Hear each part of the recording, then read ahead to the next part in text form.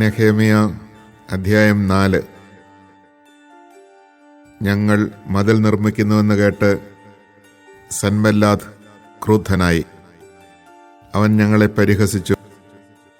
അവൻ ചാർച്ചക്കാരുടെയും സമറിയ സൈന്യത്തിൻ്റെ മുമ്പാകെ യഹൂദരെ പരിഹസിച്ചു പറഞ്ഞു, ദുർബലന്മാരായ ഈ യഹൂദർ എന്താണ് ചെയ്യുന്നത്? അവർ എല്ലാം പുനരുദ്ധരിക്കുകയും ബലിയർപ്പിക്കുകയും ഒറ്റ ദിവസം കൊണ്ട് പണി തീർക്കുകയും ചെയ്യാമെന്ന് വ്യാമോഹിക്കുന്നു. കത്തി നശിച്ച അവശിഷ്ടങ്ങളിൽ നിന്ന് പണിയാൻ കല്ല് വീണ്ടെടുക്കാൻ കഴിയുമോ? അവൻ്റെ സമീപത്ത് നിന്ന അമ്മോന്യനായ തോബിയ പറഞ്ഞു, ശരിയാണ്, അവരെന്താണ് ഈ പണിയുന്നത്? ഒരു കുറുനരി കയറിയാൽ മതി, അവരുടെ കന്മതിൽ പൊളിഞ്ഞു വീഴും. ഞങ്ങളുടെ ദൈവമേ, ശ്രവിക്കണമേ, ഞങ്ങൾ നിന്ദിക്കപ്പെടുന്നു. അവരുടെ പരിഹാസം അവരുടെ ശിരസ്സുകളിൽ തന്നെ പതിക്കാൻ ഇടയാക്കണമേ. ശത്രുക്കൾ അവരെ കൊള്ളയടിക്കുകയും തടവുകാരാക്കുകയും ചെയ്യട്ടെ. അവരുടെ കുറ്റം മറയ്ക്കരുതേ.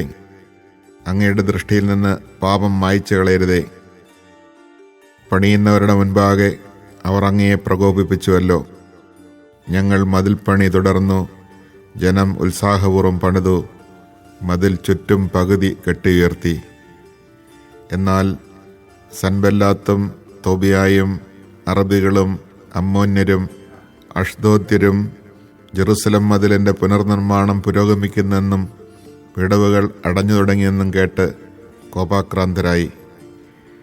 ജെറുസലമിനെതിരെ പൊരുതാനും കലാപം സൃഷ്ടിക്കാനും അവർ ഉപായം തേടി. ഞങ്ങൾ ഞങ്ങളുടെ ദൈവത്തോട് പ്രാർത്ഥിക്കുകയും അവർക്കെതിരെ രാവും പകലും കാവൽ ഏർപ്പെടുത്തുകയും ചെയ്തു. എന്നാൽ യൂദാ പറഞ്ഞു, ചുമട്ടുകാർ തളർന്നു തുടങ്ങി. ചപ്പുചവറുകൾ വളരെയുണ്ട്. മതിൽ പണിയാൻ ഞങ്ങൾക്ക് കഴിയുന്നില്ല. ശത്രുക്കൾ പറഞ്ഞു, നാം അവരുടെ ഇടയിൽ കടന്ന് അവരെ കൊല്ലുകയും പണി തടയുകയും ചെയ്യുന്നതുവരെ അവർ അറിയുകയോ കാണുകയോ ചെയ്യരുത്. ശത്രുക്കളുടെ ഇടയിൽ പാർത്തിരുന്ന യഹൂദർ 10 പ്രാവശ്യം ഞങ്ങളെ അറിയിച്ചു, അവർ എല്ലായിടത്തു നിന്ന് നമുക്കെതിരെ വരും. അതിനാൽ ഞാൻ ജനത്തെ കുടുംബക്രമത്തിൽ വാൾ, കുന്തം, വില്ല് എന്നിവയുമായി മതിലിന് പുറകിൽ തുറസായ സ്ഥലത്ത് മതിലിന് പൊക്കം പോരാത്തിടത്ത് അണിനിരത്തി. ഞാൻ ചുറ്റും നോക്കി ശ്രേഷ്ഠന്മാരോടും നായകന്മാരോടും ജനത്തോടും പറഞ്ഞു, അവരെ ഭയപ്പെടേണ്ട. നിങ്ങളുടെ സഹോദരന്മാർ, പുത്രീപുത്രന്മാർ, ഭാര്യമാർ എന്നിവർക്കും നിങ്ങളുടെ ഭവനങ്ങൾക്കും വേണ്ടി പോരാടുന്ന ഉന്നതനും ഭീതികരനുമായ കർത്താവിനെ ഓർക്കുവിൻ. ഞങ്ങളിതെല്ലാം അറിഞ്ഞെന്നും അവരുടെ ഉപായം ദൈവം നിഷ്ഫലമാക്കിയെന്നും അവർ അറിഞ്ഞു. ഞങ്ങൾ പണി തുടർന്നു. അന്നു മുതൽ എൻ്റെ സേവകരിൽ പകുതി പേർ പണിയിലേർപ്പെടുകയും പകുതി പേർ കുന്തം, പരിച, വില്ല്, പടച്ചട്ട എന്നിവയുമായി കാവൽ നിൽക്കുകയും ചെയ്തു. മതിൽ പണിയിലേർപ്പെട്ട യൂദാജനത്തിൻ്റെ പിന്നിൽ നേതാക്കന്മാർ നിലയുറപ്പിച്ചു. ചുമട്ടുകാർ ഒരു കൈയിൽ ഭാരവും മറുകൈയിൽ ആയുധവും വഹിച്ചു. പണിയിലേർപ്പെട്ടവർ അരയിൽ വാൾ ധരിച്ചിരുന്നു. കാഹളക്കാർ എൻ്റെ സമീപം നിന്നു. പ്രമുഖന്മാർ, നായകന്മാർ, ജനം എന്നിവരോട് ഞാൻ പറഞ്ഞു, ജോലി ദുഷ്കരവും വിപുലവുമാണ്. മതിലിൻ്റെ പണിയിലേർപ്പെട്ട് നമ്മൾ പലയിടത്തായിരിക്കുന്നു. നിങ്ങളെവിടെയായിരുന്നാലും കാഹളം കേൾക്കുമ്പോൾ ഞങ്ങൾക്ക് ചുറ്റും വന്നുകൂടുവിൻ. നമ്മുടെ ദൈവം നമുക്ക് വേണ്ടി പോരാടും. അങ്ങനെ ഞങ്ങൾ പണിയിൽ മുഴുകി. പകുതി പേർ പ്രഭാതം മുതൽ നക്ഷത്രങ്ങൾ തെളിയുന്നതുവരെ കുന്തം വഹിച്ചു നിന്നു. അപ്പോൾ ഞാൻ ജനത്തോട് പറഞ്ഞു, ഓരോ ആളും ഭൃത്തിനോടുകൂടെ രാത്രി ജെറുസലമിൽ കഴിക്കുക. അങ്ങനെ രാത്രി കാവലും പകൽ ജോലിയും നടക്കട്ടെ. ഞാനും സഹോദരരും ഭൃത്യന്മാരും എന്നെ അനുഗമിച്ച കാവൽക്കാരും വസ്ത്രം മാറ്റിയില്ല. ഓരോരുത്തരും ആയുധം ഏന്തിയിരുന്നു. Chapter 4.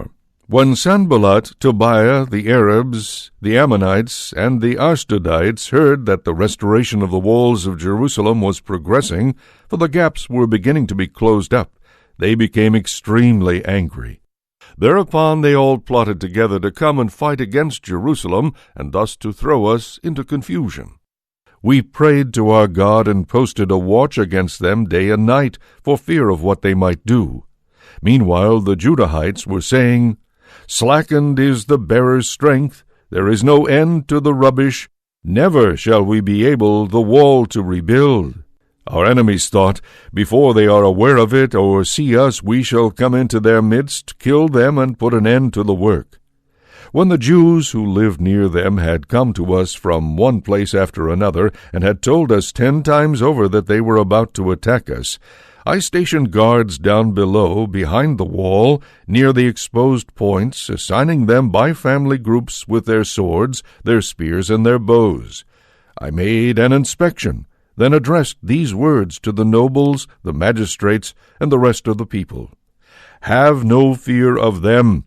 Keep in mind the Lord, who is great and to be feared, and fight for your brethren, your sons and daughters, your wives, and your homes.